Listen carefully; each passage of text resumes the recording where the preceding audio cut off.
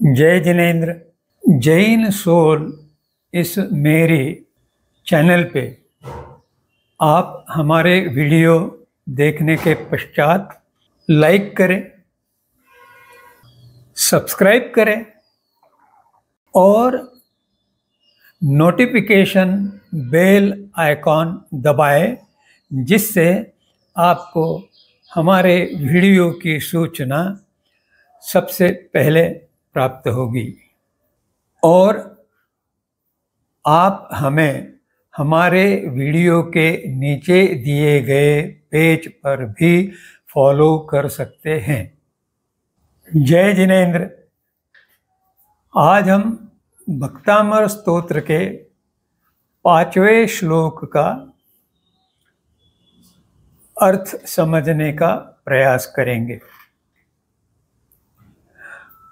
प्रथम गायन के साथ उस स्तोत्र की प्रस्तुति। सोहम तथापि तव भक्तिवशान् मुनीश, कर्तुं स्तवं विगत शक्तिरपि प्रवृत्तः, प्रीत्यात्मवीर्यमविचार्य मृगेन्द्रं, नाभ्येति किं निज शिशो परिपालनार्थम। मुझे विश्वास है कि मैं जब उच्चारण करता हूँ तो उन उच्चारण की ओर आप ध्यान दे रहे होंगे। यह आपको शुद्ध उच्चारण में सहायता करेगा। अब हम इस स्तोत्र के शब्दों का अर्थ समझते हैं। पहला शब्द है सोहम, तो इसके विग्रह होने के बाद सह और अहम, इन दो शब्दों के संधि से यह शब्द बना हुआ है।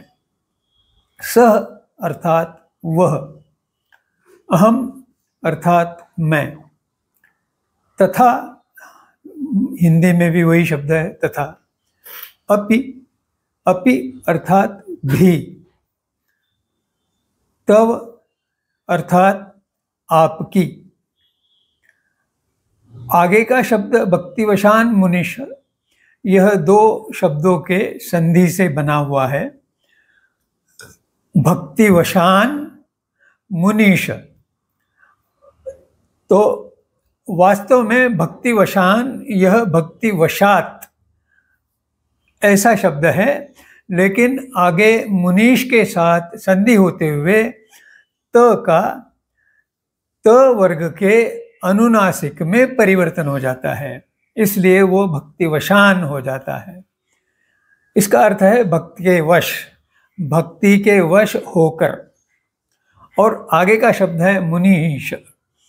मुनीश यह शब्द भी दो शब्दों के संधि से बना हुआ है। पहला शब्द है मुनि और दूसरा शब्द है ईश। इसके संधि से शब्द बना मुनीश। मुनीश यह तीर्थंकर भगवंतों को संबोधित किया हुआ शब्द है। मुनीश कहते हुए आचार्य मानतुंग अपने मन की बात आगे बढ़ा रहे हैं। कर्तुम यानी करने के लिए, करने के हेतु से। स्तवम अर्थात स्तवन।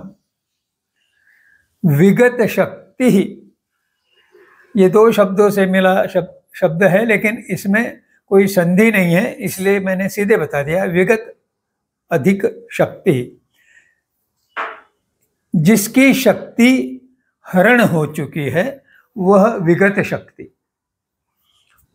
या जिसमें शक्ति ही नहीं है वह विगत शक्ति। अपि, फिर से वही भी। प्रवृत्त यानी प्रवृत्त हूं। प्रीत्या यानी प्रीति के कारण। यह शब्द प्रीत्या और आत्मवीर्यम, इन दो शब्दों के संधि से बना हुआ है। इसके कारण प्रत्यय के बाद दो अवग्रह आए हुए हैं, क्योंकि प्रत्यय शब्द आकारार्थी है और आत्मवीर्यम शब्द भी आकारार्थी शुरुआत है। इसलिए आ में आ मिलते हुए दो अवग्रह बताने पड़ते हैं। आत्मवीर्यम इस शब्द का अर्थ है अपनी वीरता। आत्म अपनी, वीर्यम वीरता। अविचार्य अर्थात विचार किए बिना। मृगी यानी हरिणी। मृगेंद्र यानी मृगों के इंद्र, अर्थात वन में मृगों के इंद्र जो है वह सिंह होते हैं। न नहीं। अभ्येति यानी सामने आती, सामना करती। किम क्या। निज अपने। शिशो शिशु के, यह शिशु का षष्ठ सप्तमी का रूप है, इसलिए शिशो बना है। शिशु के, षष्ठी प्रत्यय, शिशु के। परिपालन और अर्थम, उससे शब्द बना है परिपालन अर्थम। परिपालन अर्थ है रक्षण और अर्थम का अर्थ है के लिए। इस प्रकार इस स्तोत्र के शब्दों का अर्थ हमने जाना। इस अर्थों के माध्यम से अब हम गद्यार्थ या वाच्यार्थ समझने का प्रयास करेंगे। आचार्य मानतुंग कहते हैं, हे मुनीश, हे मुनियों के ईश्वर, मैं शक्ति रहित हूं, मैं अल्पज्ञ हूं, मुझ में बहुत ज्ञान नहीं है, मेरा ज्ञान बहुत ही थोड़ा है।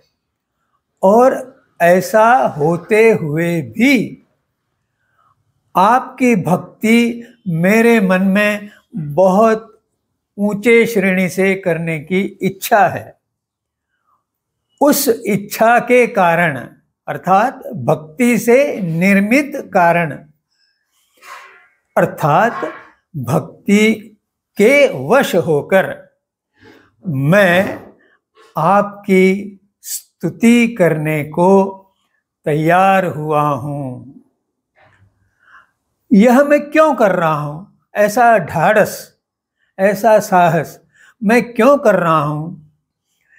इसका कारण बताते हुए आचार्य मानतुंग सामान्य विश्व का एक उदाहरण बताते हैं। उससे उनकी अवलोकन शक्ति कितनी तेज है इसका पता चलता है। क्या है वह उदाहरण? वे कह रहे हैं कि हरिणी जो शिशु का पालन करती है वन में, वह अपनी शक्ति का विचार न करते हुए और अपने शिशु के प्रति प्रीति होने से, स्नेह होने से, वात्सल्य होने से, जब सिंह उस पे आक्रमण करता है तब वह स्वयं उस सिंह के सामने उपस्थित होती है, जिससे उसकी शिशु की रक्षा हो जाए। वह यह जानती है कि उसकी शक्ति सिंह के सामने कुछ भी नहीं है, फिर भी जो वात्सल्य उसके हृदय में उमड़ा हुआ है अपने शिशु के प्रति, उस उमड़ते हुए वात्सल्य के प्रभाव से वह अपनी क्षीण शक्ति जानते हुए भी बलवान सिंह का सामना करने के लिए तत्पर होती है। उसी प्रकार हे भगवान, हे मुनीश, मैं भी अल्पज्ञ होते हुए भी आपकी स्तुति करने के लिए तत्पर हूँ। यहीं पर रुकते हुए जय जिनेंद्र।